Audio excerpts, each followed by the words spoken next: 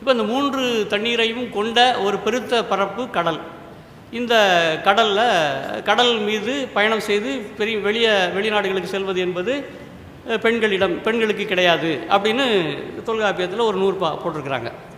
சரி, அப்போ இந்த 3 நீருக்கும் அடி ஆதாரமாக இருக்கின்ற மழை, நன்னீராக கொடுக்கின்ற மழை, இந்த மழையில் ஒன்று ஆறுகளாக போய் சேர்ந்து அந்த ஆறுகளின் மீது தண்ணீரை தேக்கி வைத்து மேலாண்மை செய்கின்ற ஒரு முறை.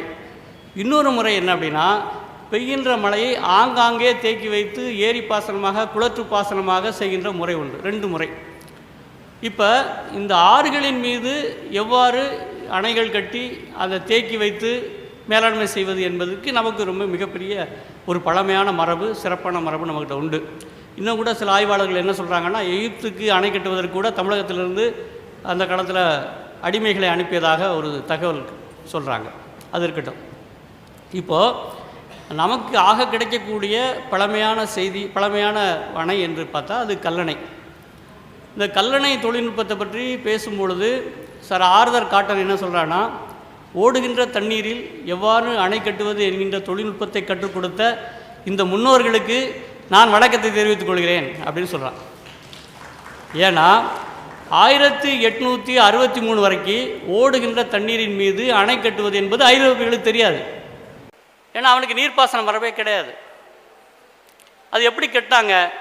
அப்போ கிருஷ்ணராஜசாகர் அணை கிடையாது, அப்போ மேட்டூர் அணை கிடையாது, காடுகள் அதிகமாக இருந்தது. அப்படி என்றால் எவ்வளோ தண்ணி போயிருக்கும் பாருங்கள். காவிரியில் அந்த காவிரிக்கும் கொள்ளிடம், காவிரிக்கு இடைப்பட்ட பகுதியில் தான் அந்த கல்லணை கட்டப்பட்டது.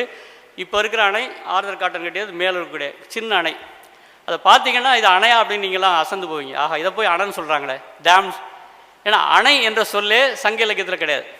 அணை தான் அணைத்தல் அப்படின்ற பொருள் தான் இருக்குது. ஒரு பேர் அணை, கட்டுப்பட்ட அணை என்ற சொல், கரை என்ற சொல் தான் பயன்படுத்தப்படுது சங்க இலக்கியங்களில். அணை என்ற சொல் கிடையாது. அப்போது இந்த கரைகளை அமைத்து நீரை தேக்கி இயற்கையோடு இயைந்த போக்கில் நீரை தேக்கி பயன்படுத்தியிருக்கிறாங்க. அப்போ இந்த கல்லணை கட்டுவதற்கான தொழில்நுட்பம் எப்படி கிடச்சிது அப்படின்னு பார்த்திங்கன்னா, இப்போ ஒரு ஆற்றங்கரை ஓரத்துலேயோ அல்லது கடற்கரை ஓரத்துலேயோ நம்ம நிற்கும் பொழுது ஒரு அலை அடிச்சுட்டு போனால் நம்முடைய உடல் கால் பதியும் மண்ணில். அது தெரியும், சென்னையில் இருக்கவங்களுக்கு கட்டாயமாக தெரிஞ்சிருக்கும். ஏன்னா மெரினா பீச்சுக்கு போகாதவங்க யாரும் இருக்க முடியாது.